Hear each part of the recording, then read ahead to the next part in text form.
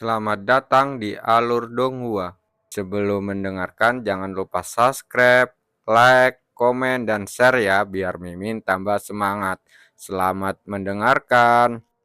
Ketika Tian Xuyin menyadari bahwa putrinya hendak bergegas kembali ke kuburan pedang, dia dengan cepat membatasi gerakannya dengan pelukan erat.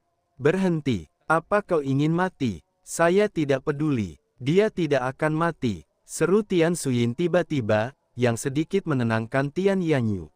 "Lihatlah dan rasakan suasananya. Terlepas dari kemiripannya, ini sama sekali berbeda dengan saat pasangan itu dihukum. Dan meskipun terdengar gila, aku bisa merasakan keterikatan dari pedang-pedang itu." Saat para penonton menantikan pertunjukan eksekusi yang megah lainnya, pedang-pedang yang terkubur di dalam kuburan pedang terbangun dari tidurnya sekali lagi. Langsung naik ke langit dalam tarian yang menakjubkan. Begitu setiap pedang terangkat ke langit, mereka mulai bergerak dalam harmoni sempurna. Ujung-ujung tajamnya bertemu di arah Yuan, yang berdiri teguh dan tak tergoyahkan meskipun pemandangan mengerikan terjadi di atasnya. Namun, para wanita di dalam tubuh Yuan tidak memiliki perasaan yang sama. Bahkan, mereka sangat takut akan keselamatannya. "Tuan muda, saya rasa ini terlalu berbahaya bahkan untuk Anda. Kakak Yuan, jangan khawatir, mereka tidak akan menyakitiku. Aku bisa merasakannya," Yuan berkata kepada mereka dengan nada tenang yang menyelimuti kata-katanya. Mencoba menenangkan jiwa mereka dengan kepercayaan dirinya yang luar biasa. "Kemarilah," dia tiba-tiba meraung. Pedang-pedang yang tergantung di langit itu segera bergerak dengan kekuatan dahsyat, dan langsung melesat ke arah Yuan seperti rentetan meteor berapi dari angkasa. Namun, ketika pedang pertama mencapai Yuan dan menusuk tubuhnya, pedang itu tidak menembus tubuhnya dan keluar di ujung yang lain seperti yang seharusnya, melainkan menghilang ke dalam tubuhnya. Pedang kedua dan pedang-pedang setelahnya juga melakukan hal yang sama, seolah-olah mereka diserap olehnya. Hal ini berlanjut hingga tidak ada satu pun pedang yang tersisa. Semuanya terjadi begitu cepat, sehingga para penonton masih berusaha memahami apa yang baru saja mereka saksikan. Bahkan beberapa menit kemudian, setelah pedang-pedang itu menembus tubuhnya, Yuan segera menyadari bahwa dia dapat mengambil kembali ingatan mereka sesuka hati. "Apakah ini berarti aku tidak perlu lagi tinggal di sini untuk mengingat kenangan mereka satu persatu? Ini hebat." Yuan dipenuhi kegembiraan karena tahu bahwa dia bisa meluangkan waktu untuk menyerap kenangan-kenangan ini. Beberapa saat kemudian, para kultivator di luar kuburan pedang kembali ke area tersebut, dan semuanya memasang raut wajah cemberut. "Hei, apa yang kau lakukan dengan pedang-pedang itu? Kenapa mereka tidak kunjung kembali?" Salah satu dari mereka menunjuk Yuan dan menanyainya tentang pedang-pedang itu. "Karena sampai sekarang belum juga kembali. Tanpa adanya pedang, kuburan pedang tidak lagi layak menyandang nama tersebut. Bahkan, tempat itu tidak bisa disebut sebagai kuburan biasa, karena hanya ada lubang-lubang di tanah yang ditinggalkan oleh pedang-pedang itu." "Tidak tahu," jawab Yuan dengan tenang sambil mengangkat bahu. Apa kau mempermainkanku? Kembalikan pedang-pedangnya." "Ya, atau kami akan merobek tubuhmu dan mengambilnya kembali dengan paksa." Para kultivator mulai mengancam Yuan dengan kekerasan. Meskipun tak seorang pun dari mereka yakin bisa mengalahkan Yuan sendirian, mereka merasa tak terkalahkan jika bersatu. Ada sedikit lebih dari 200 kultivator yang hadir. Mereka percaya bahwa jika mereka semua menyerang sekaligus, bahkan dia pun tidak akan selamat. "Aku benar-benar tidak tahu apa yang terjadi pada pedang-pedang itu. Dan aku juga tidak bisa mengeluarkannya karena aku tidak memilikinya." Yuan menghela napas. "Omong kosong. Semua orang di sini menyaksikanmu menyerap pedang-pedang itu ke dalam tubuhmu. Aku tahu memang seperti itu kelihatannya, tapi sialan, bajingan ini jelas tidak akan patuh. Ayo kita tangkap dia." Sebelum Yuan sempat menyelesaikan kalimatnya, para kultivator mengepungnya, memancarkan aura permusuhan. Mata mereka tertuju padanya dengan niat membunuh. "Aku benar-benar tidak ingin menyakiti siapapun di sini. Karena sesuatu yang tidak bisa dikendalikan oleh siapapun di sini. Mari kita coba selesaikan ini secara damai, oke? Yuan merasa sedikit bersalah karena memonopoli semua pedang untuk dirinya sendiri. Dan membuat marah orang-orang ini. Meskipun dia memiliki alasan yang baik untuk melakukannya. Jika kau ingin ini berakhir dengan damai, kau harus mengembalikan pedang-pedang itu. Teriak seseorang. Ya, benar sekali. Kembalikan pedang-pedang itu. Pedang-pedang itu bukan milik siapapun kecuali makam kaisar tanpa nama, apalagi milik orang tak dikenal sepertimu. Di tengah kekacauan, sebuah ide tiba-tiba terlintas di benak Yuan. Bagaimana kalau begini? Saya akan memberi setiap orang di sini kesempatan untuk mempelajari teknik pedang pilihan mereka. Teknik pedang ini akan berasal dari pedang-pedang yang pernah ada di kuburan pedang. Omong kosong macam apa itu? Apakah menurutmu kami ini idiot? Biar saya jelaskan, kata Yuan cepat. Ketika pedang-pedang itu memasuki tubuhku, aku mempelajari semua teknik pedangnya, dan aku bersedia menunjukkannya padamu. Bahkan jika aku mengembalikan pedang-pedang itu, berapa kemungkinan kau benar-benar mempelajari tekniknya? Yuan berbicara kepada para kultivator ini dengan logika dan penalaran. Kau mempelajari semua teknik pedang. Para kultivator terkejut, tetapi mereka juga tidak langsung mempercayai kata-kata Yuan. Karena kedengarannya terlalu bagus untuk menjadi kenyataan. Itu tidak mungkin. Dia pasti berbohong kepada kita untuk menyelamatkan nyawanya sendiri. Benarkan, aku berani bertaruh nyawaku bahwa dia tidak tahu apa-apa. Para kultivator dengan cepat kembali bersikap bermusuhan. Apa yang harus kita lakukan? Tanya Tian Yanyu kepada ibunya sambil mereka mengamati dari kejauhan. Tidak apa-apa, dia bisa mengatasinya sendiri, kata Tian Suyin dengan ekspresi tenang di wajahnya. Karena tidak ada yang akan mempercayainya, Yuan memutuskan untuk mendekati situasi ini dari arah lain. Tetapi dia tetap tidak berencana untuk mengambil nyawa siapapun. Dia merentangkan kedua tangannya lebar-lebar dan memberi isyarat dengan cara yang provokatif. Baiklah, kalian tahu apa? Jika kalian pikir bisa membunuhku, silakan saja. Aku tidak akan melawan selama 10 menit pertama. Tapi setelah 10 menit, aku akan membalas.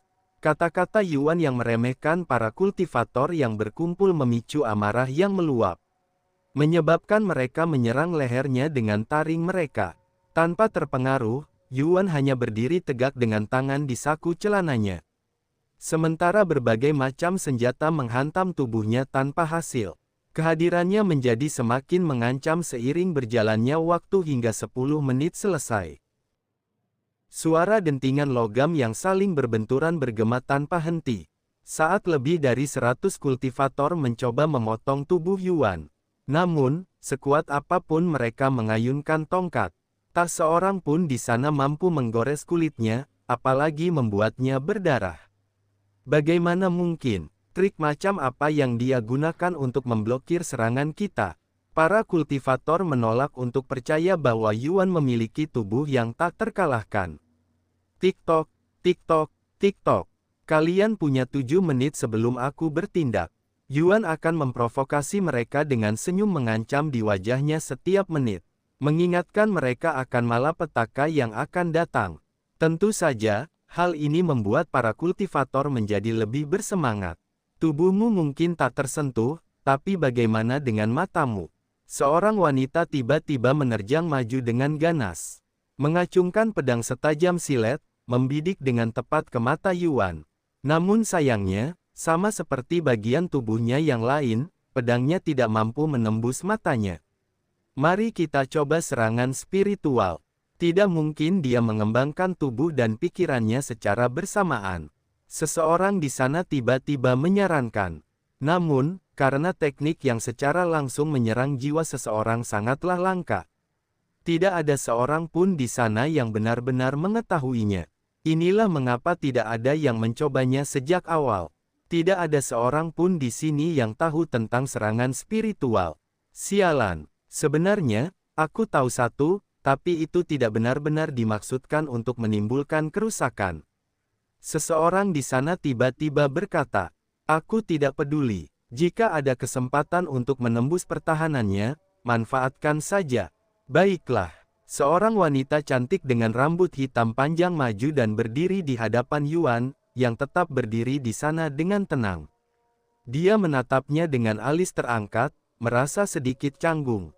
Karena dia belum pernah mendapat kesempatan untuk menggunakan teknik ini tanpa mendapat balasan dari pihak lain. Setelah menarik napas dalam-dalam, dia mengangkat kedua tangannya dan membuat beberapa gerakan tangan sambil menghadap Yuan. Seni pembatasan spiritual. Yuan segera merasakan kekuatan jahat memasuki pikirannya.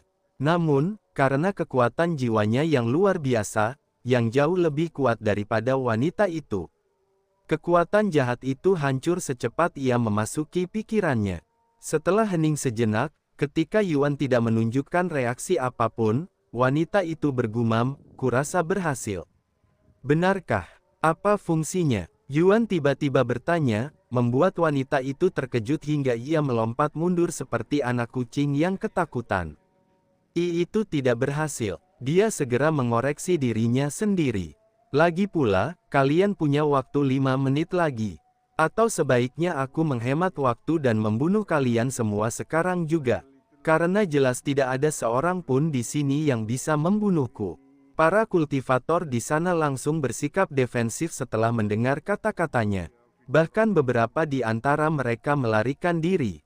Yuan tertawa melihat reaksi mereka. "Atau aku bisa mengampuni nyawa kalian. Namun, karena kalian semua menolak tawaranku di awal, aku tidak akan lagi mengajari kalian teknik apapun. Dengan demikian, jika Anda bersedia menerima tantangan saya, dan selamat dari salah satu serangan saya akan memberi Anda kesempatan untuk mempelajari sebuah teknik." Para kultivator di sana saling memandang, bertanya-tanya apa yang akan mereka lakukan dalam situasi ini. Haruskah mereka mempertaruhkan nyawa mereka, atau haruskah mereka pergi saja? "Kalian punya 3 menit untuk memutuskan sebelum aku membunuh semua orang yang masih ada di sini." Yuan mengingatkan mereka bahwa penghitung waktu masih berjalan. Tentu saja, dia tidak benar-benar berniat membunuh mereka dan hanya ingin mempermainkan mereka. "Saya bersedia menerima tantangan ini." Seorang pria pendek melangkah maju dengan ekspresi tegas di wajahnya.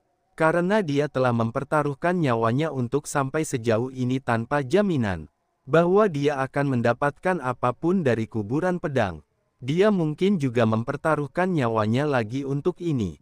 "Baiklah, dan jangan harap aku akan bersikap lunak padamu," kata Yuan. Yang lain dengan cepat memberi mereka ruang. "Saya akan bergerak tepat 10 detik lagi. Berusahalah sebaik mungkin untuk tetap hidup." Pria itu menelan ludah dengan gugup. Dan saat dia berdiri di sana, setiap detik yang berlalu terasa seperti keabadian, seolah-olah waktu itu sendiri telah berhenti. Ketika saat yang telah ditentukan akhirnya tiba, Yuan dengan cepat menghunus pedangnya dengan gerakan anggun. Pedangnya memancarkan aura kekuatan luar biasa yang melonjak. Dalam gelombang aura pedang yang tak terkendali, diarahkan ke pria itu. Pada saat itulah pria itu menyesali keputusannya, tetapi sudah terlambat untuk mundur. Hahaha. Pria itu mengeluarkan raungan, saat seluruh kekuatan di tubuhnya mengalir ke depan seperti bendungan yang jebol. Nyawanya bergantung padanya untuk menahan aura pedang Yuan. Ketika pedang pria itu berbenturan dengan aura pedang Yuan, dia langsung menyadari perbedaan kekuatan mereka. Perbedaannya seperti langit dan bumi. Dan dia merasa seperti manusia biasa di hadapan kekuatan yang tak terjangkau yang akan selamanya menghantui jiwanya. Dalam benturan itu, pedang pria tersebut terbelah menjadi dua dengan rapi oleh aura pedang. Membuatnya tak berdaya di hadapan kekuatan yang tak terbendung. Aura pedang terus bergerak maju tanpa henti, membelah udara dengan intensitas yang menakutkan hingga mengenai dada pria itu. Langsung mengukir bekas luka yang dalam dan permanen di dagingnya. Pada saat itu, pria itu dibawa ke ambang kematian. Esensi dirinya terungkap di hadapan kekuatan tanpa ampun dari aura pedang Yuan. Para penonton menelan ludah dengan gugup setelah menyaksikan pemandangan itu. Pemandangan di hadapan mereka bukanlah pertunjukan teknik pedang Yuan, melainkan tampilan kekuatan mentahnya yang disalurkan melalui aura pedangnya. Namun, tanpa sepengetahuan mereka, itu bahkan bukan setengah dari kekuatan penuh Yuan. Karena dia menahan diri secukupnya agar tidak membunuh penantangnya. Yuan menoleh ke arah kerumunan dan bertanya kepada mereka, adakah yang punya pil pemulihan untuknya? Dia mungkin benar-benar akan mati jika terus begini. Seseorang dengan cepat menawarkan pil pemulihan dengan kualitas sedang. Setelah diminum, pendarahan pria itu langsung berhenti dan pernapasannya menjadi teratur, tetapi bekas luka di dadanya tetap ada. Karena kau berhasil selamat, aku akan mengajarimu teknik pedang dari pedang manapun yang ada di kuburan pedang. Tetapi melihat kondisimu saat ini, mari kita tunda ini sampai aku selesai mengajari semua orang di sini. Baiklah, pria itu mengangguk dengan gerakan kaku. Yuan menoleh ke arah yang lain dengan seringai seperti iblis. Jadi, siapa lagi yang ingin menantangku? Para kultivator di kuburan pedang menatap diam-diam pria yang tergeletak di tanah dengan bekas luka besar di dadanya. Untungnya, dia nyaris tidak selamat. Namun, mereka mungkin tidak seberuntung itu. Dan dilihat dari apa yang mereka saksikan, tidak ada seorang pun di sana yang yakin dapat memblokir aura pedang Yuan. Aku mungkin akan mati jika terkena aura pedangnya. Banyak kultivator di sana memiliki pemikiran yang sama. Jika kau tidak ingin menantangku, kau boleh pergi dan aku tidak akan mengejarmu. Namun, jika kau tetap di sini, aku akan datang mencarimu, kata Yuan. Lalu dia melanjutkan, 1 menit lagi. Lebih dari separuh kultivator di sana berbalik dan melarikan diri. Mereka tidak ingin dikejar oleh monster yang tidak dapat dilukai bahkan oleh harta karun tingkat surga. Di mata mereka, Yuan bahkan lebih berbahaya daripada iblis abadi yang berkeliaran di negeri ini. Setelah mereka yang ingin pergi telah pergi, Yuan memberi isyarat kepada mereka yang memutuskan untuk tinggal. Kita tidak punya banyak waktu. Datang dan terima pukulanku jika kau berani. Penantang berikutnya melangkah maju dengan kaki gemetar. Jika orang seperti itu punya keberanian untuk menerima pukulan, tidak ada alasan aku harus lari. Pria ini menyemangati dirinya sendiri dengan menantang penantang pertama. Saat mereka mengambil posisi, Yuan menebas ke depan, mengirimkan aura pedangnya ke arah pria itu. Ini bahkan menjadi semakin kuat. Para penonton berseru kaget setelah merasakan tekanan dahsyat yang berasal dari pedang Yuan. Tentu saja, Yuan telah menyesuaikan kekuatannya dengan penantang barunya. Atau itu tidak akan adil bagi penantang sebelumnya. Pria itu menjerit kesakitan saat aura pedang menebas dengan bersih harta pertahanannya dan 2 jarinya. Lalu dia mengambil beberapa pil pemulihan dan menelan semuanya sekaligus. Membuat tenggorokannya membengkak seperti katak. Aku selamat. Pria itu meraung kegirangan. Yuan tidak menyaksikan dia merayakan kemenangan dan segera memberi isyarat kepada penantang berikutnya. Selama 1 jam berikutnya, Yuan akan melepaskan aura pedangnya berulang kali kepada mereka yang berani menantangnya. Pada akhirnya, tidak satu pun dari sekitar 100 kultivator yang menantangnya berhasil lolos tanpa cedera. Banyak yang mengalami luka yang mengancam jiwa. Beberapa dari mereka bahkan kehilangan 1 atau 2 anggota tubuh. Dan sayangnya, meskipun telah berusaha sebaik mungkin untuk mengendalikan kekuatannya dan meminimalkan kerusakan, Yuan tidak dapat berbuat apapun terhadap kecelakaan tak terduga, yang secara tragis mengakhiri hidup beberapa penantang. Mayat mereka berubah menjadi energi spiritual untuk makam kaisar abadi. Setelah mengheningkan cipta sejenak untuk mereka yang meninggal, Yuan mulai memenuhi janjinya kepada mereka yang berhasil selamat. Pedang mana yang ingin kau pelajari? Tanyanya kepada pria yang kini memiliki bekas luka di dadanya. Aku ingin mempelajari teknik Divine Edge. Baiklah. Yuan segera menggunakan teknik transfer untuk mengirimkan teknik tersebut langsung ke kepala pria itu. Saat ia menyerap pedang-pedang di dalam kuburan pedang, ia langsung mempelajari semua tekniknya. Namun, ingatan mereka masih mengharuskannya untuk menyerapnya secara manual. Ini teknik pedang Divine Edge. Gumam pria itu dengan suara linglung setelah menguasai teknik pedang tersebut. Ya, tapi izinkan saya memberikan beberapa peringatan. Sekalipun saya mentransfer teknik ini kepada Anda, tidak ada jaminan bahwa Anda akan memahaminya. Lebih jauh lagi, teknik ini akan hilang dari ingatan Anda setelah 1 tahun penuh berlalu. Dan Anda tidak akan bisa mengingat kembali teknik ini meskipun Anda mencoba. Mengerti? Saya mengerti, pria itu mengangguk dengan bingung. Setelah memastikan bahwa teknik itu ada di dalam kepalanya, dia segera meninggalkan kuburan pedang untuk mencari tempat aman mempelajari teknik tersebut. Yuan terus mentransfer teknik pedang kepada para kultivator di sana. Tidak mengherankan, pilihan teknik yang paling populer adalah teknik dari 3 pedang kelas mitik. Setelah Yuan selesai membagikan teknik-teknik tersebut, tempat itu menjadi benar-benar kosong. Lubang-lubang yang ditinggalkan oleh pedang-pedang itu juga menghilang, sehingga tidak ada bukti yang menunjukkan bahwa kuburan pedang itu pernah ada. Kapan kau akan berhenti menghapus situs-situs bersejarah dari makam kaisar tanpa nama? Mereka yang ingin mengunjungi kuburan pedang setelah ini selamanya tidak akan bisa mewujudkan mimpi mereka.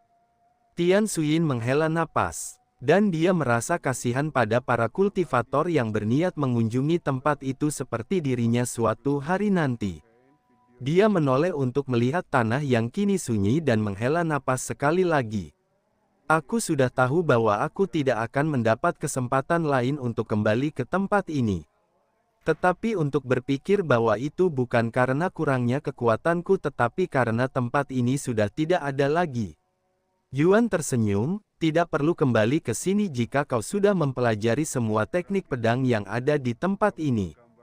Tian Xuyin membentak ucapannya, kau sengaja mengungkit-ungkitnya di depanku. Kau pikir semua orang seberuntung dirimu. Tidak, saya hanya mengisyaratkan bahwa saya bersedia mengajari Anda teknik-tekniknya. Ekspresi marah di wajah Tian Xuyin langsung membeku. Saat dia mencoba mencerna apa yang baru saja dikatakan Yuan. Ulangi lagi untukku. Sepertinya aku tidak mendengarmu dengan jelas. Yuan terkekeh, apakah kau ingin aku memberikan semua teknik pedang yang kuperoleh dari tempat ini? Apa kau serius? Kau tidak sedang mempermainkanku, kan? Tubuh Tian Xuyin bergetar tak terkendali. Yuan diam-diam mengulurkan tangannya dan tersenyum.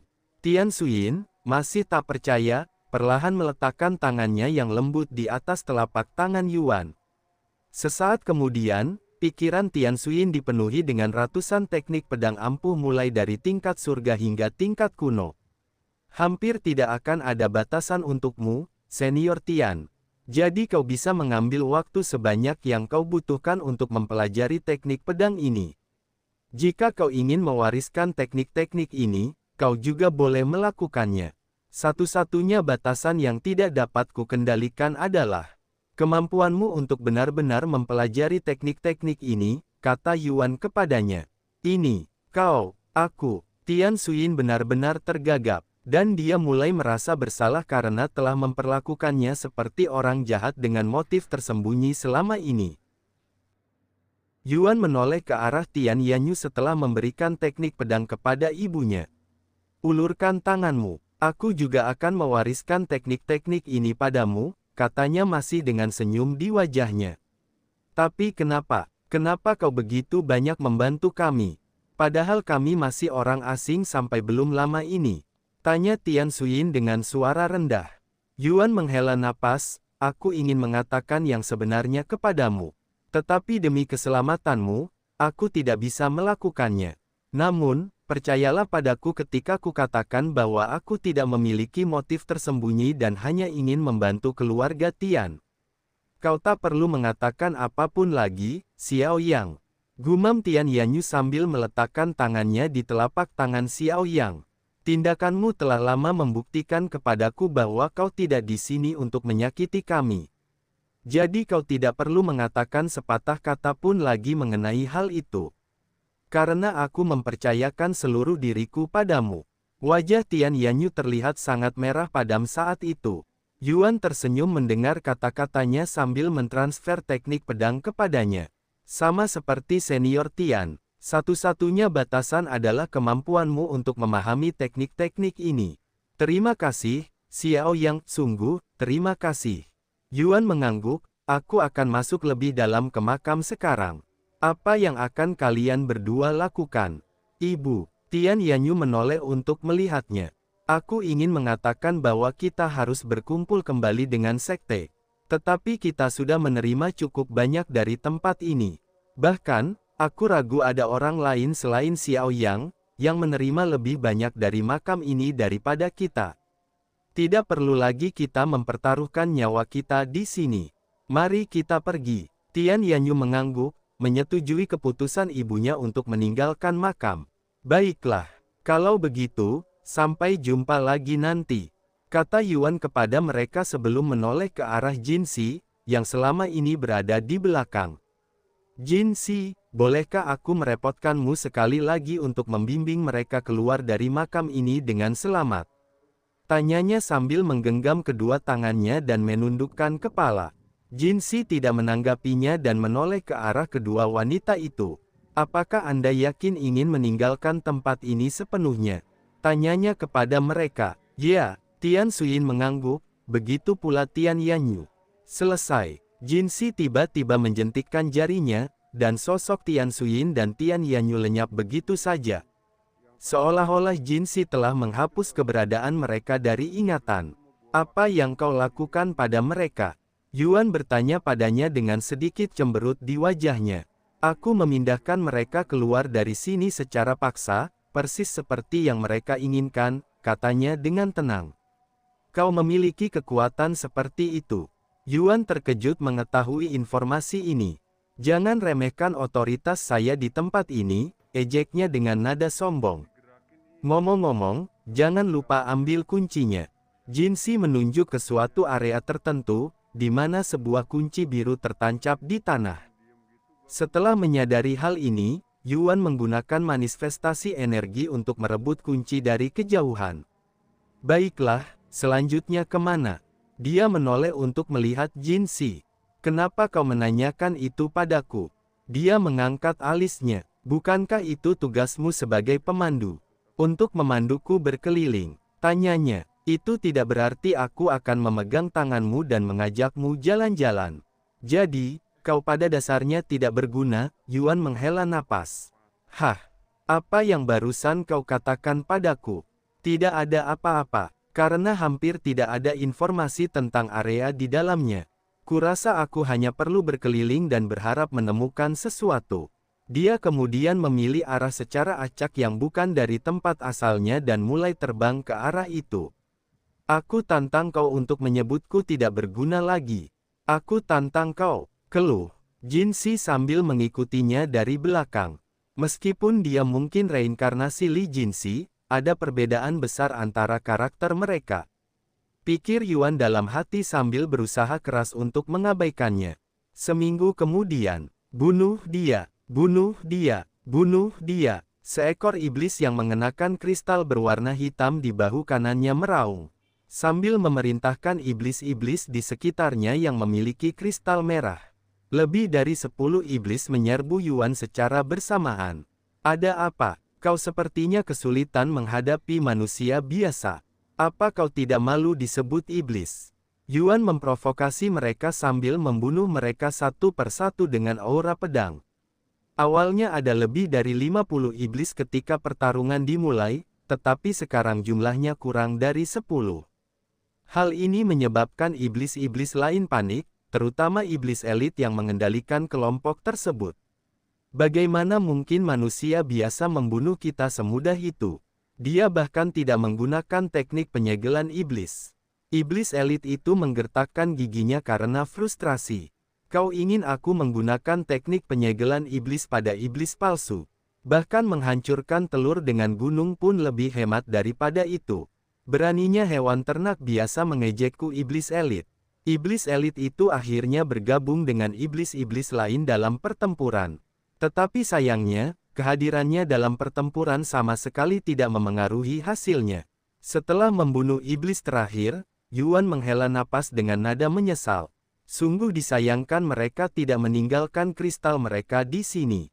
Pokoknya, ada banyak sekali iblis di tempat ini. Kenapa begitu? Gumamnya, saat ia bertemu lebih banyak iblis daripada makhluk ajaib. Sederhana saja, manusia lebih takut pada iblis daripada binatang buas, dan iblis juga lebih sulit dihadapi. Area dalam tidak diperuntukkan bagi kultivator biasa. Dan bahkan para jenius papan atas pun kesulitan melewati tempat ini. Begitukah? Lalu bagaimana dengan area intinya?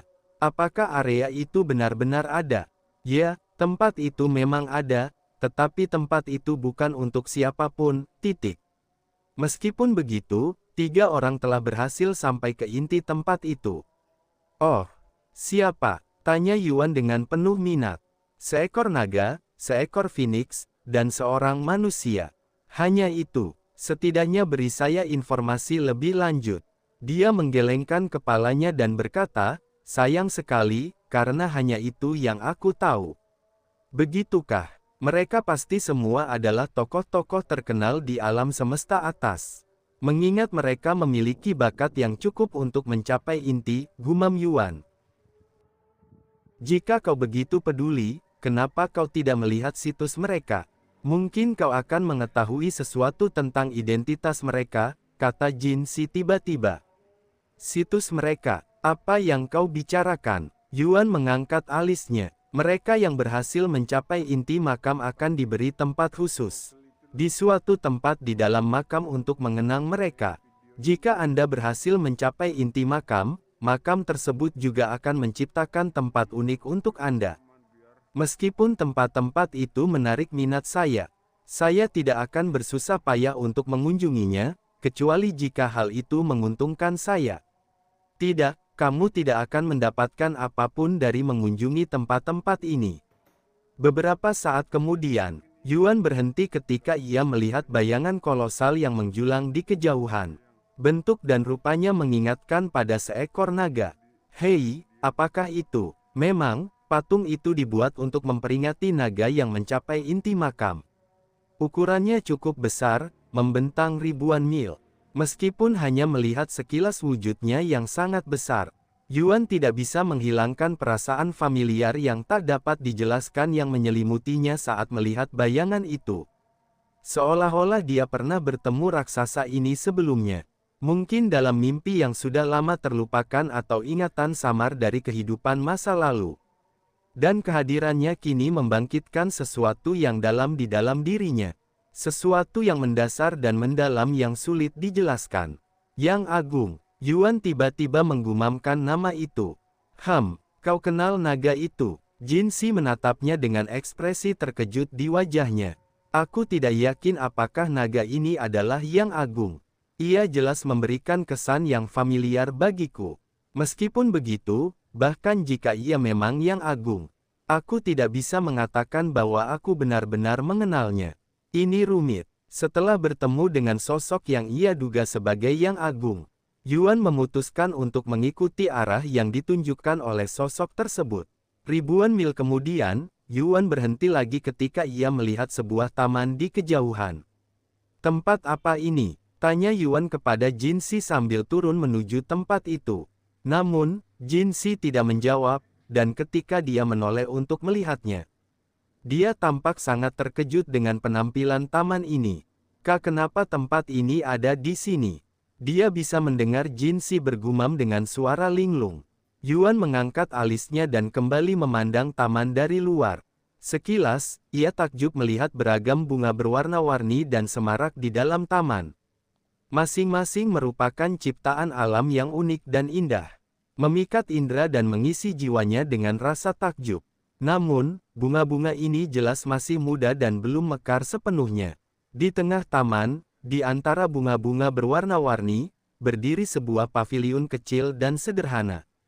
Ketika mata Yuan memandang paviliun itu, hatinya tergerak oleh kerinduan yang tak dapat dijelaskan. Sebuah koneksi mendalam yang melampaui waktu dan ruang. Seolah ditarik oleh kekuatan tak terlihat, ia merasa terdorong untuk mendekatinya. Langkah kakinya dipandu oleh kehadiran gaib yang berbisik ke jiwanya, memanggilnya untuk mendekat. Paviliun itu, bermandikan cahaya lembut matahari, tampak bersinar dengan pancaran yang luar biasa. Saat Yuan melangkah masuk ke dalam taman, sesuatu yang aneh terjadi. Bunga-bunga yang setengah mekar mulai bergerak, seolah merasakan kehadirannya dan menanggapi kedatangannya. Kelopak bunga terbuka, daun-daun terbentang untuk berjemur di bawah sinar matahari.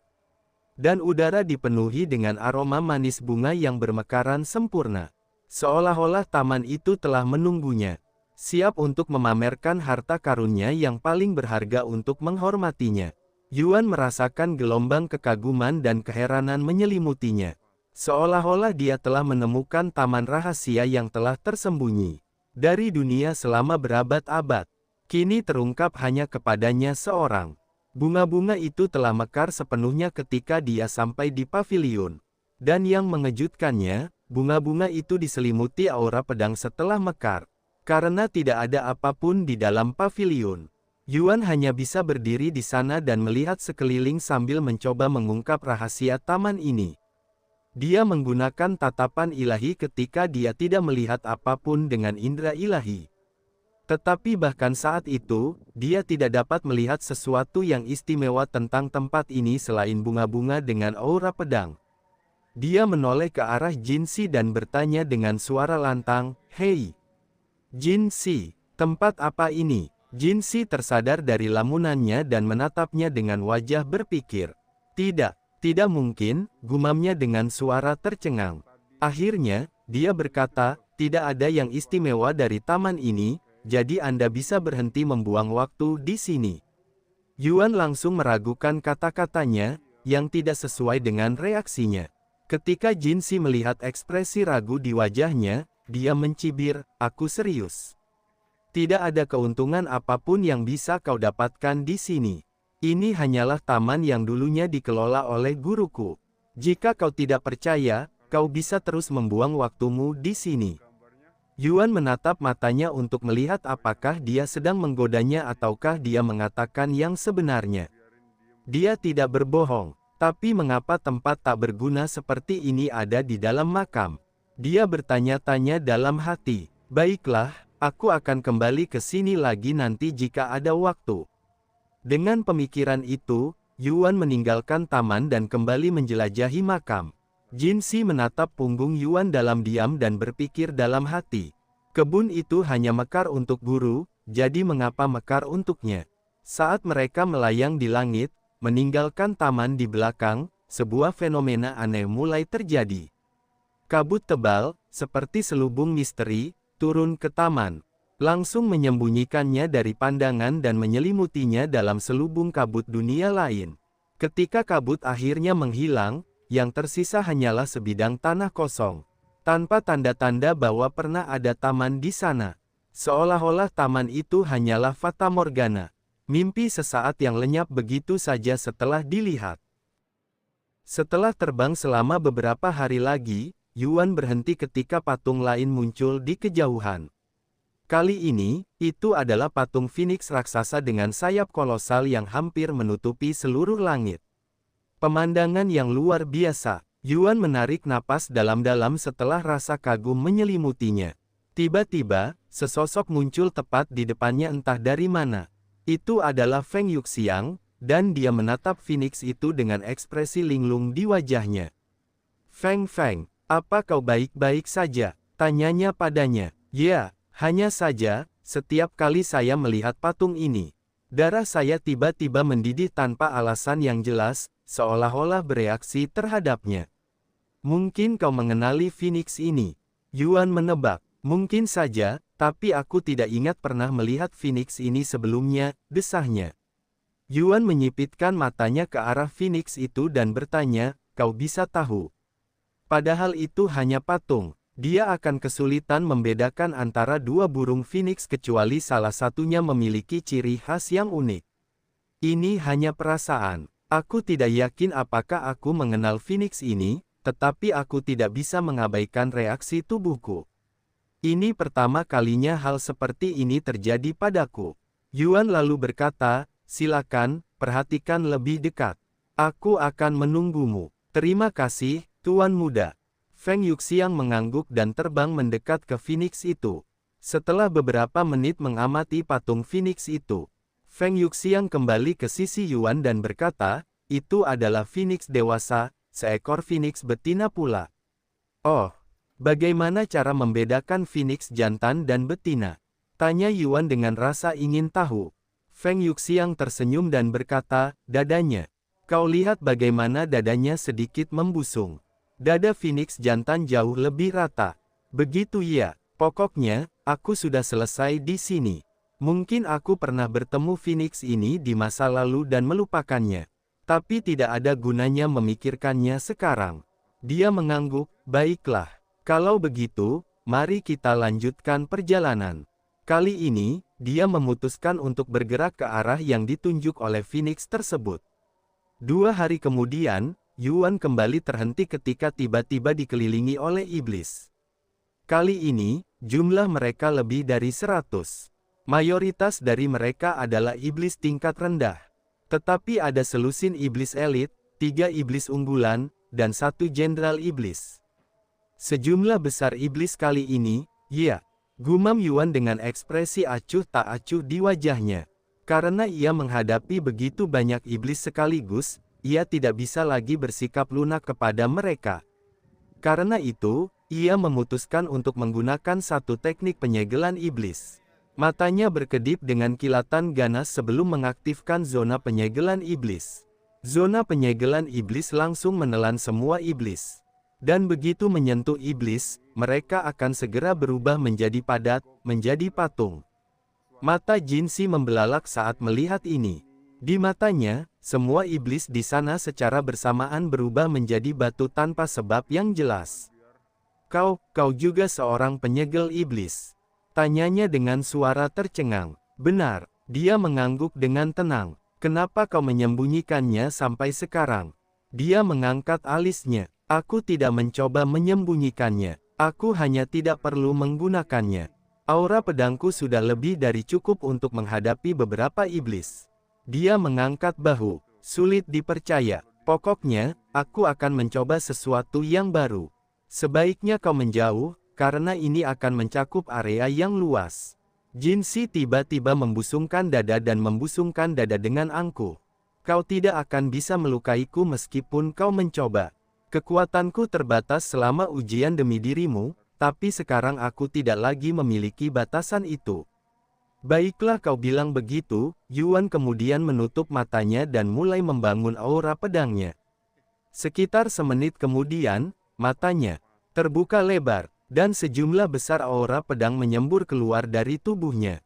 Namun, aura itu tidak berhenti dan terus meluas hingga cukup besar untuk membunuh semua iblis di sana dalam sekali serang.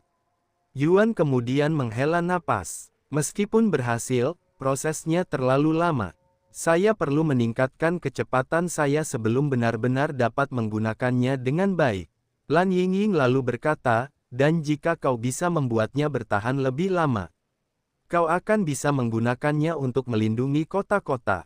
Seperti yang dilakukan sang penguasa di alam mistik. Oh, kau benar. Pada dasarnya itu sama saja, kata Yuan setelah menyadari hal ini. Tepat sebelum mereka melanjutkan perjalanan, Jinsi mengingatkan Yuan bahwa Jenderal Iblis telah meninggalkan sebuah kunci merah tua.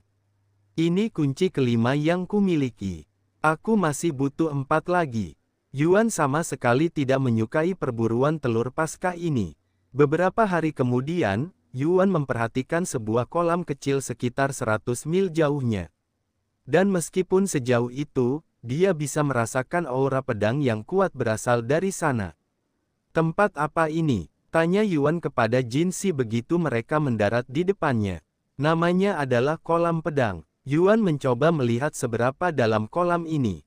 Tetapi yang mengejutkannya, dia tidak dapat melihat dasar kolam bahkan dengan indera ilahinya pada kekuatan maksimum. Astaga, seberapa dalam kolam ini? Dia menoleh dan menatap Jinsi dengan wajah tercengang. Dia mengangkat bahu, siapa tahu. Kenapa kamu tidak pergi ke sana dan beritahu aku setelahnya? Yuan sama sekali tidak terkejut dengan jawabannya, bahkan sudah memperkirakannya. Dia menoleh ke arah kolam dan menelan ludah dengan gugup. Meskipun tampak tenang, setiap tetes air di kolam ini diselimuti lapisan tipis aura pedang. Jika seorang kultivator biasa terjun ke air ini, tubuh mereka akan langsung hancur berkeping-keping, hingga tak tersisa apapun, dan kolam ini sangat dalam, setidaknya 1000 mil dalamnya. Sayangnya, Yuan tahu bahwa ia ditakdirkan untuk memasuki kolam ini. Ia hanya berdoa agar ia tidak langsung mati begitu memasuki kolam tersebut. Baiklah, aku akan memasuki kolam ini. Karena aku punya firasat baik bahwa aku akan menemukan kunci di ujungnya. Kata Yuan dengan ekspresi tegas di wajahnya. Begitu ia, selamat bersenang-senang. Jinsi berkata dengan acuh tak acuh, seolah-olah dia tidak peduli sama sekali. Yuan tidak mengatakan apapun dan mulai menanggalkan pakaiannya.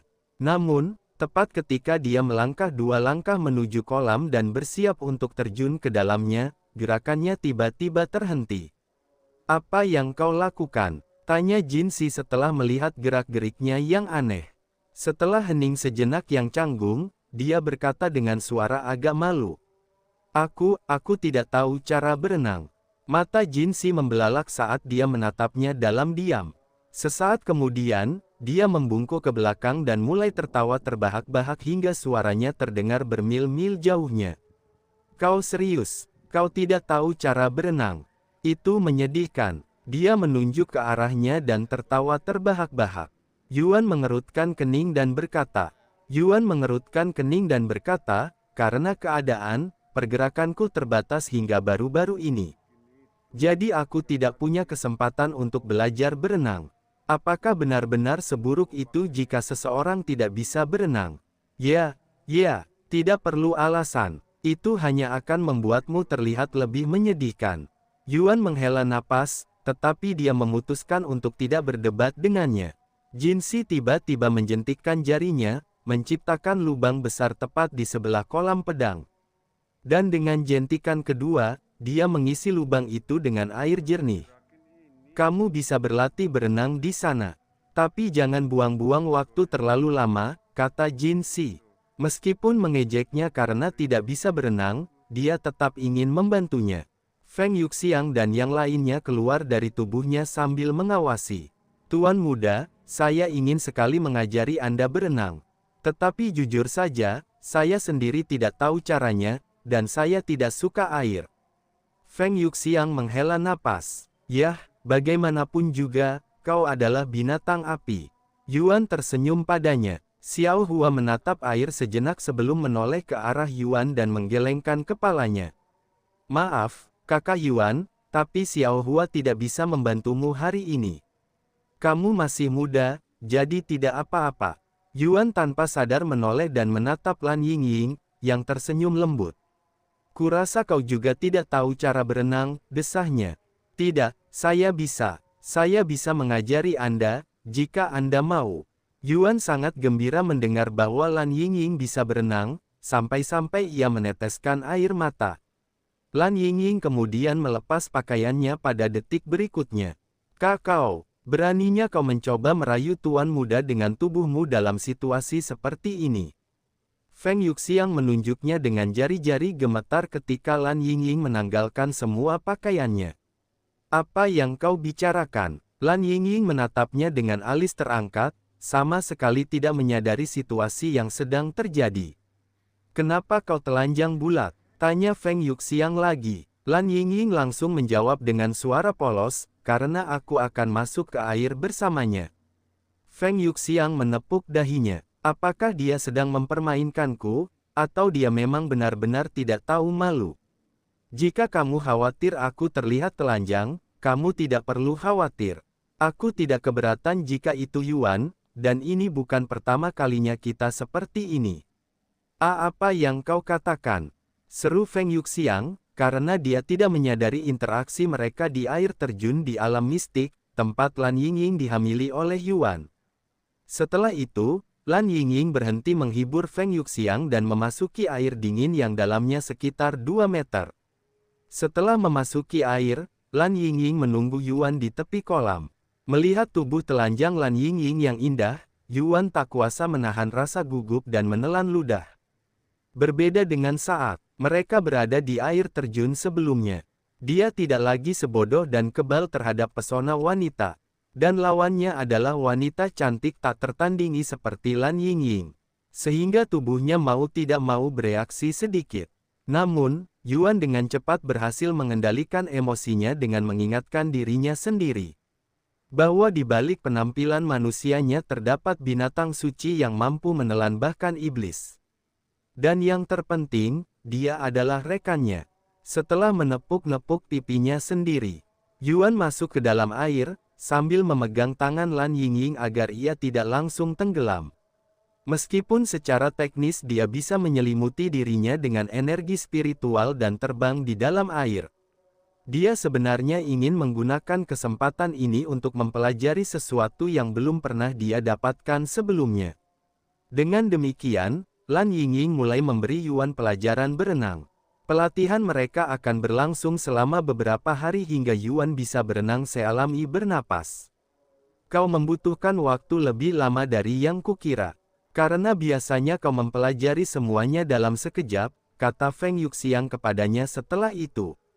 Kurasa ada beberapa hal yang bahkan aku pun tidak berbakat di dalamnya. Dia terkekeh. Terima kasih, Yingying. Aku telah merepotkanmu beberapa hari terakhir ini, katanya padanya setelah itu. Senang rasanya akhirnya bisa membantumu. Dia tersenyum padanya sebelum keluar dari air. Yuan dengan cepat mengalihkan pandangannya dari tubuhnya yang basah kuyup ke sesuatu yang lain. Feng Yuxiang mengangkat alisnya setelah melihat reaksinya yang tidak biasa. Tetapi dia tidak terlalu memikirkannya saat itu. Setelah bersiap, Yuan kembali ke kolam pedang, tetapi dia tidak langsung melompat masuk. Dia duduk dan bercocok tanam sebentar terlebih dahulu. Beberapa jam kemudian, Yuan membuka matanya dan berdiri. Setelah menarik napas dalam-dalam, dia melompat ke udara sebelum terjun ke kolam pedang. Karena ini hanya aura pedang, seharusnya tidak memengaruhi tubuh pedangku. Pikirnya dalam hati sambil menceburkan diri ke dalam air dingin. Sial, dingin sekali. Dia mengumpat dalam hati, dan menyesal tidak memeriksa suhu air sebelum melompat masuk. Airnya sangat dingin sehingga terasa seperti setiap pori di tubuhnya ditusuk jarum. Untungnya, dia sudah terbiasa dengan rasa sakit akibat melatih tubuhnya, jadi itu masih bisa ditolerir olehnya. Sayangnya, rasa dingin itu akan semakin parah saat dia berenang lebih dalam ke dalam kolam pedang. Setelah berenang selama 1 menit, Yuan langsung menyerah untuk mencoba berenang secara normal dan mendorong dirinya ke depan menggunakan energi spiritual. Hal ini tidak hanya membantunya melakukan perjalanan berkali-kali lebih cepat, tetapi juga melindunginya dari dingin. Namun, karena setiap tetes air di kolam pedang diselimuti aura pedang, hal itu akan terus-menerus menguras energi spiritualnya. Untungnya, dia bisa memulihkan energi spiritualnya lebih cepat daripada yang dihancurkan oleh aura pedang. Sekitar 100 mil ke bawah, suhu di kolam pedang berubah drastis. Suhu di sana tidak lagi dingin, melainkan sangat panas. Hampir seolah-olah dia berenang di dalam lava. Dan panas itu membakar energi spiritualnya seperti pisau panas menembus mentega. Perubahan suhu yang tiba-tiba ini membuat Yuan lengah, dan dia harus segera menyesuaikan diri dengannya. Suhu di sana sangat panas sehingga terus membakar kulitnya. Jika bukan karena kemampuan regenerasinya, dia pasti akan mati jika terus menyelam lebih dalam. Yuan menahan sensasi terbakar yang menyelimuti seluruh tubuhnya dan terus bergerak maju. Berenang semakin dalam ke kolam pedang. Pada kedalaman 200 mil, suhu berubah lagi, kembali menjadi sangat dingin. Tetapi setidaknya 2 kali lebih dingin dari sebelumnya. Pola yang sama berlanjut hingga ia mencapai kedalaman 500 mil. Sensasi apa ini? Terasa dingin dan panas. Yuan bingung dengan fenomena ini yang tidak dapat ia jelaskan sepenuhnya. Kulitnya terasa seperti terbakar, namun ia juga merasa kedinginan. Itu adalah perasaan aneh yang belum pernah ia alami sebelumnya. Namun, yang lebih mengerikan adalah kenyataan bahwa kemampuan regenerasinya hampir tidak mampu mengimbangi kerusakan yang terjadi pada tubuhnya. yang juga merupakan hal baru. Jika saya terus menyelam lebih dalam tanpa rencana apapun, saya pasti tidak akan sampai ke akhir dan akan mati. Dia berhenti bergerak sejenak untuk memikirkan solusi. Sesaat kemudian, dia teringat sesuatu yang pernah dilakukannya di salah satu kehidupan sebelumnya. Membentuk tubuh berarti memulai perjalanan penghancuran dan kelahiran kembali. Meruntuhkan yang lama dan membangun yang baru, seperti burung phoenix yang bangkit dari abu. Ah, aku mengerti apa yang harus kulakukan. Kolam pedang ini adalah lingkungan yang sempurna untuk menempa tubuhku. Dan selama seminggu berikutnya, Yuan akan tetap berada di titik 500 mil tanpa bergerak sedikit pun. Membiarkan air panas dan dingin terus-menerus menghancurkan tubuhnya. Ding, keahlian Anda, generasi sempurna, telah mencapai potensi maksimalnya. Dengan kemampuan generasi sempurna yang telah ditingkatkan, tubuh Yuan beregenerasi dengan kecepatan yang jauh lebih cepat daripada sebelumnya. Sempurna, sekarang aku bisa melanjutkan. Yuan tersenyum dalam hati sambil mulai bergerak lagi. Selama 500 mil berikutnya, Yuan akan mengalami kondisi suhu yang bahkan lebih ekstrim, yang membuatnya bertanya-tanya apakah ada batasnya. Ketika ia hanya beberapa meter dari tanda 1000 mil, Yuan berhenti bergerak untuk memeriksa air dengan indera ilahinya. Karena suatu kekuatan misterius di kolam pedang, indera ilahinya terbatas hanya beberapa meter di depannya. Tetapi itu sudah lebih dari cukup baginya untuk melihat apa yang menunggunya di depan. Sialan, aura pedang telah menjadi aura pedang yang ditingkatkan. Dia berteriak dalam hati setelah melihat perubahan ini. Meskipun suhunya sangat ekstrim, dia mampu mencapai sejauh ini tanpa terlalu khawatir. Karena tubuh pedangnya menetralkan bagian paling berbahaya dari kolam pedang ini. Namun, sekarang airnya telah diselimuti aura pedang yang ditingkatkan. Tubuh pedangnya tidak akan lagi mampu melindunginya. Hal ini membuat Yuan berada dalam dilema, karena dia tidak yakin apakah dia mampu bertahan dari aura pedang yang ditingkatkan. Bahkan dengan generasi sempurnanya yang telah ditingkatkan. Namun, dia tetap memutuskan untuk mencoba peruntungan. Karena dia sudah terlalu jauh untuk pulang dengan tangan kosong. Begitu berada tepat di depan air, Yuan menusukkan jarinya ke dalam air menggunakan aura pedang yang ditingkatkan. Sialan, dia segera menarik jarinya sedetik kemudian. Dan kulit serta dagingnya rusak parah. Tampak seperti dia memasukkannya ke dalam blender atau semacamnya. Setelah jarinya sembuh, Yuan memutuskan untuk memasukkan seluruh lengannya ke sana, untuk melihat apakah regenerasinya mampu mengimbangi. Beberapa detik kemudian, dia mengeluarkan lengan kerangkanya yang tanpa daging dan kulit. Pada titik ini jelas bahwa dia tidak akan selamat dari aura pedang yang ditingkatkan. Bahkan dengan generasi sempurnanya yang telah ditingkatkan.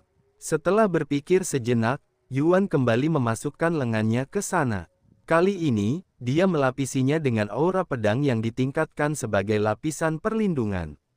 Yuan menggertakkan giginya karena menahan rasa sakit yang hebat. Namun, eksperimen kecilnya berhasil. Karena aura pedang yang ditingkatkan mampu melindungi lengannya. Cukup untuk memungkinkannya pulih lebih cepat daripada kerusakan yang dideritanya. Tetapi hanya sedikit lebih cepat. Sampai pada titik di mana jika dia menghilangkan perlindungan itu sedetik saja, seluruh lengannya akan hancur lagi. Ini adalah pertaruhan besar bagi Yuan. Dia bisa saja menutupi seluruh tubuhnya dengan aura pedang yang ditingkatkan dan mencoba berenang sejauh mungkin. Atau dia bisa mencoba menempa tubuhnya lagi seperti yang dia lakukan pada jarak 500 mil. Karena aku tidak tahu seberapa dalam kolam pedang ini, akan lebih baik untuk memperkuat tubuhku sedikit lagi sebelum menyelam lebih dalam.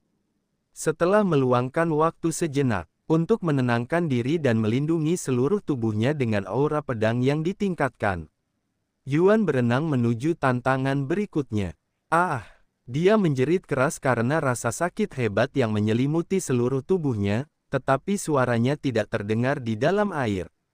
Setelah rasa sakit awal, Yuan berusaha sekuat tenaga untuk menahannya, dan sekaligus mengendalikan aura pedang yang telah ditingkatkannya.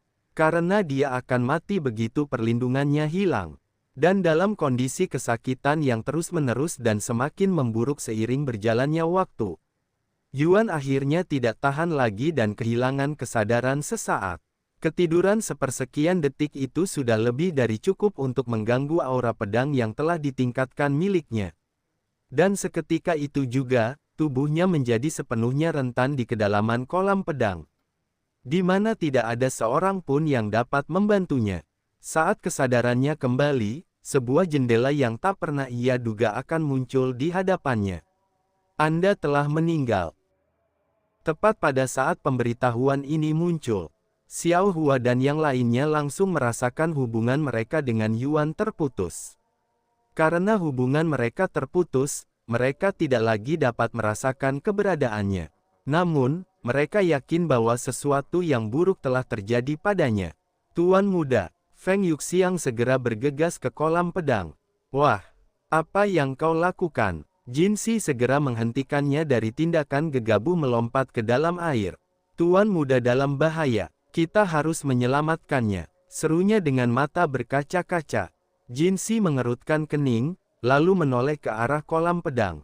Sayangnya, mungkin sudah terlambat untuk menyelamatkannya, karena seluruh tubuhnya sudah ditelan oleh kolam tersebut. Tidak. Feng Yuxiang berlutut. Lan Yingying menggertakkan giginya dan mengepalkan tangannya begitu keras hingga berdarah.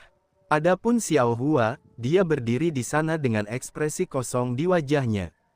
Dan itu bukan ekspresi acuh tak acuh seperti biasanya, melainkan ekspresi tanpa emosi sama sekali. Jin Si menghela napas, sepertinya dia memang bukan orang yang istimewa. Padahal aku sangat berharap padanya. Tidak. Xiao Hua tiba-tiba bergumam dengan suara rendah. Apa? Jin Si menatapnya dengan alis terangkat. Kakak Yuan belum mati. Tidak mungkin dia mati di sini. Wajahnya tampak tegas, tetapi bukan karena kepercayaannya pada Yuan, melainkan semata-mata karena ketidakmampuannya menerima situasi tersebut. Dengan kata lain, dia sedang menipu dirinya sendiri. Aku menyesal harus memberitahumu, tapi dia benar-benar sudah mati. Sebagai seseorang yang otoritasnya di tempat ini hanya di bawah tuanku, aku dapat melihat semua yang terjadi di wilayah ini, dan aku tidak dapat melihatnya. Aku juga dapat memastikan bahwa tubuhnya tewas di titik 1000 mil di kolam pedang. Jin Si tiba-tiba menghentikan ucapannya, dan dia menoleh menatap kolam pedang dengan mata lebar. Tidak mungkin, gumamnya pelan. Sementara itu, di dalam kolam pedang, ketika Yuan menerima pemberitahuan kematian, pandangannya menjadi gelap, dan semua sensasi di tubuhnya hilang. Seolah-olah dia kembali menjadi orang lumpuh. Namun, tak lama kemudian, dia mendengar suara bergema di dalam kepalanya. Api yang bersemayam di hatimu membangun kembali tubuhmu. Kamu telah dibangkitkan. Anda telah memenuhi syarat tersembunyi untuk mengembangkan generasi sempurna. Generasi sempurna telah berevolusi menjadi generasi mutlak. Dengan kemampuan generasi mutlak, Yuan mampu merekonstruksi tubuhnya sepenuhnya bahkan ketika dia masih berada di dalam kolam pedang. Anda telah memperoleh gelar kelahiran kembali. Kelahiran kembali, semua efek penyembuhan pada Anda akan meningkat sebesar 1000%. Meskipun tubuhnya akan baik-baik saja, bahkan jika dia hanya menggunakan tubuh telanjangnya untuk menahan aura pedang yang ditingkatkan, itu tetap sangat menyakitkan, karena kemampuan regenerasinya tidak meniadakan kerusakan. Setelah menenangkan diri, Yuan melanjutkan berenang lebih dalam ke kolam pedang. Sementara itu, Feng Yuxiang dan yang lainnya tiba-tiba dapat merasakan bahwa hubungan mereka dengan Yuan telah terjalin kembali. Kenapa dia belum mati? Aura pedang yang ditingkatkan jelas telah menghancurkan setiap sel di tubuhnya. Jangan bilang dia sebenarnya abadi. Syukurlah dia baik-baik saja. Feng Yuxiang menghela napas lega. Dan dia sama sekali tidak menyadari bahwa setetes darahnya saat mereka pertama kali bertemu sebenarnya telah menyelamatkan Yuan. Karena fisik pemakan surga miliknya, dia mampu mengekstrak bahkan kekuatan kelahiran kembali yang terlarang dari darah Feng Yuxiang. Namun, Feng Yuxiang pun tidak akan selamat jika seluruh tubuhnya hancur. Jadi bagaimana Yuan bisa melakukan hal seperti itu? Sayangnya, jawabannya baru ditemukan jauh kemudian. Setelah menyelam sejauh 500 mil lagi, Yuan akhirnya mencapai dasar kolam. Dan benar saja, ada sebuah kunci berwarna biru langit tergeletak di dasar laut. Yuan segera mengambil kunci, lalu ia mulai melihat-lihat untuk memastikan tidak ada hal lain di bawah sana. Oh, apa ini? Yuan hampir tidak memperhatikan mutiara berwarna hitam yang sebagian tertutup pasir ini, dan ukurannya sebesar batu spiritual biasa. Dia tidak berpikir dua kali sebelum membawanya kembali ke permukaan. Waktu yang dihabiskan Yuan di dalam kolam pedang hampir 1 bulan penuh. Ketika Yuan muncul kembali, dia langsung dipeluk oleh Feng Yuxiang, yang hampir mencekiknya dengan payudaranya. Anda baik-baik saja, Tuan Muda. Anda benar-benar membuat kami khawatir selama beberapa menit. Apa yang terjadi di bawah sana yang menyebabkan koneksi kita terputus? Sesuatu yang hanya terjadi jika salah satu dari kita meninggal. Senyum canggung muncul di wajahnya saat dia menjawab pertanyaan wanita itu. Sebenarnya, aku memang mati di sini. Namun, sesuatu membangkitkanku kembali, dan kurasa itu adalah api Phoenix milikmu. Apiku, apa maksudmu? Feng Yuxiang benar-benar bingung. Aku juga tidak yakin. Itu hanya perasaan yang kurasakan di sana setelah aku meninggal. Karena rasanya seperti kau berada di sisiku saat itu. Feng Yuxiang tidak yakin apa yang dibicarakannya. Tetapi dia sangat gembira mendengar bahwa dia berhasil menyelamatkan nyawanya. Apakah kau benar-benar baik-baik saja, Yuan? Tanya Lan Yingying padanya. Ya, aku merasa baik-baik saja. Bahkan, aku belum pernah merasa sebaik ini. Karena kondisi ekstrim di dalam kolam pedang, aku benar-benar mampu menempa tubuhku di sana. Tubuhku sekarang lebih kuat dari sebelumnya karena itu. Yuan memamerkan otot-ototnya yang kencang. Lalu dia menoleh untuk melihat Jin Si, yang telah menatapnya dalam diam sejak kepulangannya. Hei, tahukah kamu benda apa ini? Aku menemukannya di bawah sana. Yuan menunjukkan mutiara hitam itu padanya. Tidak tahu. Dia langsung mengangkat bahu. Lalu ia segera menambahkan, aku serius. Aku tidak tahu sebagian besar harta karun di tempat ini. Karena harta karun itu tidak diletakkan di sana olehku, melainkan oleh sang guru. Bolehkah saya melihatnya sebentar, Tuan Muda? Tanya Feng Yuxiang. Oh, benar. Kau ahli dalam hal harta karun. Ini. Lihat ini, aku bisa merasakan kekuatan yang tak terukur di dalamnya, tapi aku tidak tahu apa itu. Dia dengan cepat menunjukkan mutiara hitam itu padanya. Feng Yuxiang tidak langsung mengenalinya. Tetapi ketika dia menyadarinya, matanya membulat seperti piring. Ini tidak mungkin, serunya. Kau tahu harta karun ini apa? Yuan menjadi bersemangat setelah melihat reaksi terkejutnya. Dia mengangguk dan kemudian bergumam dengan suara linglung. Jika saya tidak salah, ini pasti kristal primordial. Ini adalah sumber daya yang sangat kuat yang dianggap telah punah di 9 langit. Ada banyak legenda yang mengelilingi harta karun ini. Ada yang mengatakan bahwa harta ini akan memberikan keabadian. Ada yang mengatakan bahwa harta ini akan memberikan kekuatan tertinggi kepada pembawanya. Bahkan ada yang mengatakan bahwa harta ini akan langsung menjadikan Anda dewa. Apakah kamu tahu apa sebenarnya fungsinya? Tanya Yuan. Dia menggelengkan kepalanya, sayangnya, aku hanya mengenalinya karena energi hampa di dalamnya. Bahkan dengan itu pun, aku tidak 100% yakin bahwa ini adalah kristal primordial. Feng Yuxiang menoleh ke arah Jin Si dan melanjutkan. Mungkin dia mengetahuinya, karena dia seharusnya sudah ada ketika kristal primordial masih tersedia. Jin Si dengan cepat mengangguk dan berkata, tentu saja. Aku pernah mendengar tentang kristal primordial. Keluarga dan sekte terbesar di surga ilahi sering bertarung satu sama lain setiap kali menemukan salah satu kristal itu. Kristal primordial terutama dikenal karena 3 hal. Untuk meningkatkan bakat, mengembangkan garis keturunan, dan bahkan mengubah fisik seseorang.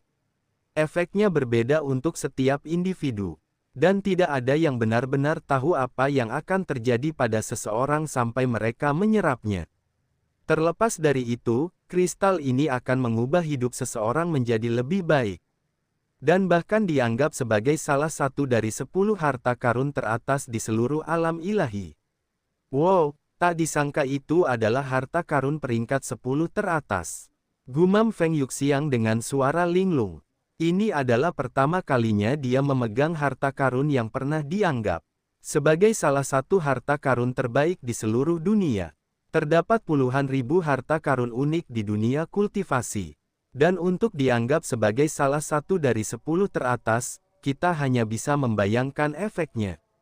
Selamat, Tuan Muda. Dengan harta ini, Anda akan menjadi lebih kuat lagi. Feng Yuxiang mengembalikan kristal itu kepadanya sambil tersenyum.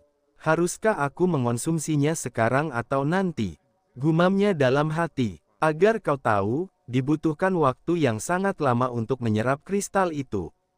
Kebanyakan orang mengasingkan diri dan tidak keluar selama 1000 tahun lagi. Bahkan ada yang sampai 10.000 tahun, Jin Si memperingatkannya. Kurasa itu menjawab pertanyaanku. Yuan menyimpan kristal primordial di cincin spasialnya. Sekarang aku hanya perlu menemukan 3 kunci lagi. Setelah siap, mereka mulai bergerak lagi. Namun, mereka kembali berhenti tak lama kemudian. Bukankah ini taman yang dulu? Kenapa ada di sini? Yuan awalnya mengira dia telah kembali ke tempat asalnya, tetapi setelah melihat sekelilingnya, itu tidak mungkin. Satu-satunya penjelasan adalah bahwa taman itu entah bagaimana telah berpindah ke lokasi ini. Atau itu adalah taman yang berbeda yang tampak persis sama dengan taman sebelumnya. Jin Si menghela napas setelah melihat taman itu, dan dia menoleh ke arah Yuan dengan ekspresi bingung. Inilah pasti alasan mengapa sang guru ingin aku membimbingnya. Dia menghela napas dalam hati. Lalu dia berkata, ini adalah taman takdir. Taman ini tidak memiliki lokasi tetap dan akan berpindah-pindah tanpa jadwal yang pasti. Belum pernah ada orang sebelummu yang berhasil menemukannya. Dan fakta bahwa kamu menemukannya 2 kali hanya bisa berarti satu hal. Jika ini ada hubungannya dengan takdirku, pasti ada kuncinya di sana, kata Yuan sambil memasuki taman sekali lagi. Dan benar saja, di bawah paviliun, ada sebuah tuts hitam yang tergeletak di atas meja. Yuan bertanya-tanya apakah ini jebakan karena betapa mudah dan gratisnya hal itu tampak. Melihat keraguannya, Jin Si berkata, tenang saja. Menghadapi taman takdir 2 kali adalah ujian tersendiri. Oh, benarkah? Yuan segera mengambil kunci itu. Sekarang saya hanya butuh 2 kunci lagi. 1. Jin Si tiba-tiba berkata. Yuan menatapnya dengan alis terangkat.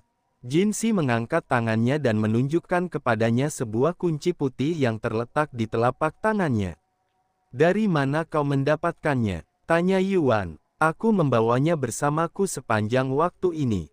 Apa? Dan kau memberikannya padaku sekarang? Yuan tercengang. Aku harus memastikan kau memang pantas mendapatkannya.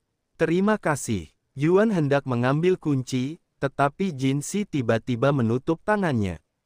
Sekarang apa? Sebelum saya memberikan kunci ini kepada Anda, saya ingin Anda mengatakan yang sebenarnya, katanya.